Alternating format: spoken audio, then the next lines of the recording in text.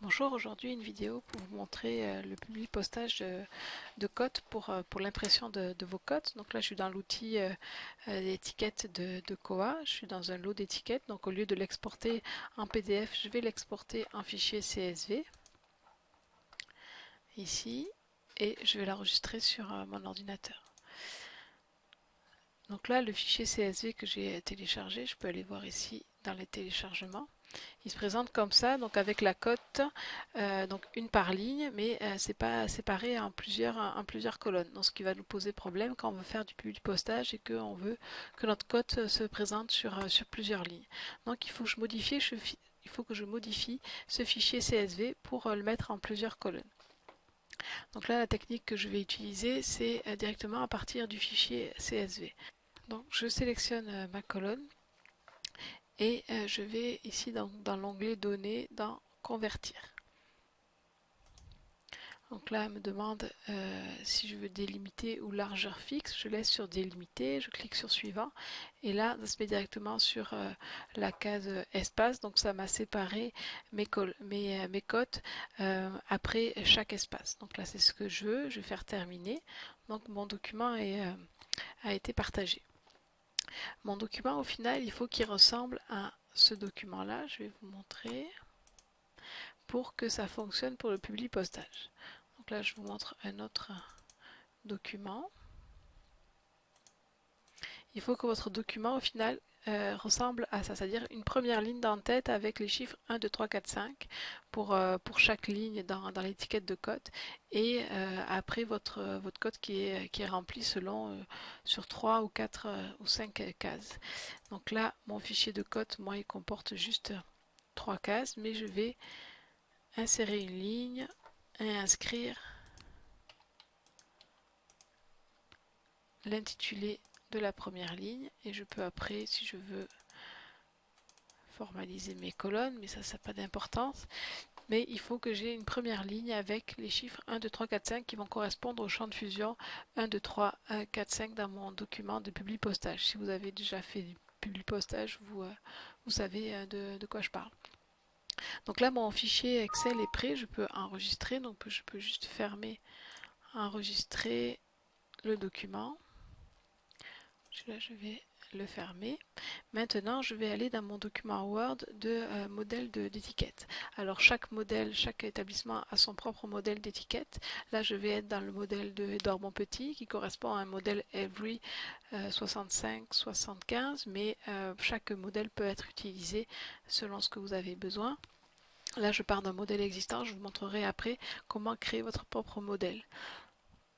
Je peux aussi vous aider à le créer. Donc là, le modèle d'étiquette avec les champs de fusion, comme je vous disais, M1, M2, M3, M4, M5 pour le document de public postage. Donc, une fois dans ce document-là, avec ces champs ici inscrits dans la première case, donc je vais dans l'onglet public postage, sélection des destinataires, je vais chercher mon fichier CSV que je viens de modifier.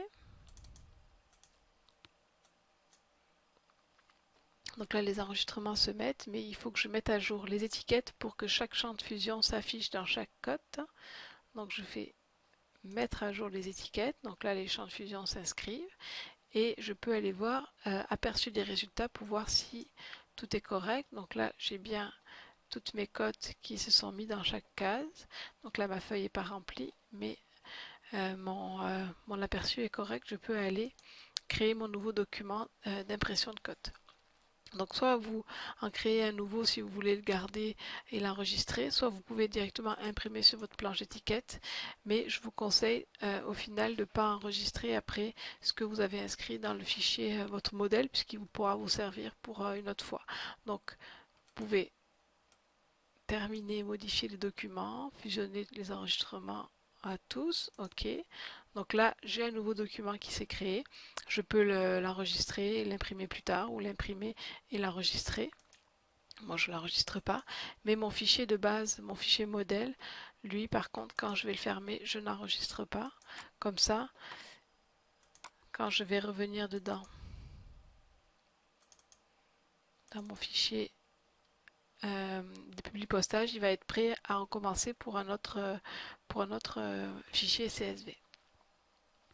Donc pour créer ce fichier de modèle, là je suis partie donc un modèle existant, et si vous voulez le créer, ou sinon moi je peux vous aider aussi là-dedans, vous partez d'un fichier Word normal, vierge, et vous allez dans Publi Postage, démarrer la fusion, vous choisissez étiquette, et donc là vous avez une fenêtre avec la possibilité de choisir un modèle d'étiquette. Donc il y a plusieurs marques dans ce menu déroulant ici, donc le plus courant c'est quand même Every. Donc là vous avez plusieurs modèles. Donc si vous pouvez retrouver avec le numéro ici votre modèle d'étiquette, donc on va prendre celui-là par exemple. Mais si jamais votre modèle n'existe pas, vous pouvez aussi toujours aller en créer un nouveau avec vos propres dimensions que vous avez sur votre planche d'étiquette. Donc là je choisis mon modèle. Non, là c'est pour en créer une nouvelle, je vais faire OK pour choisir celui-ci. Donc là, bon c'est sûr ça ne ressemble pas à des étiquettes de cotes, mais c'est pour vous montrer le principe. Il faut que dans ces cases-là, j'inscrive mes champs de fusion, donc M1, M2, M3, M4, M5. Donc vous pouvez soit prendre le modèle qui est sur le site de la communauté, donc ce modèle-là, et faire un copier de ces champs-là. Donc là, les champs de fusion ont bien été, donc c'est pas juste une écriture, c'est bien un champ de fusion quand c'est surligné en gris, qui ont bien été copiés. Donc là, dès que ces champs-là sont inscrits, je peux commencer mon publi postage. Donc aller chercher ma liste de codes. Donc là, c'est comme si j'avais je prends le même fichier.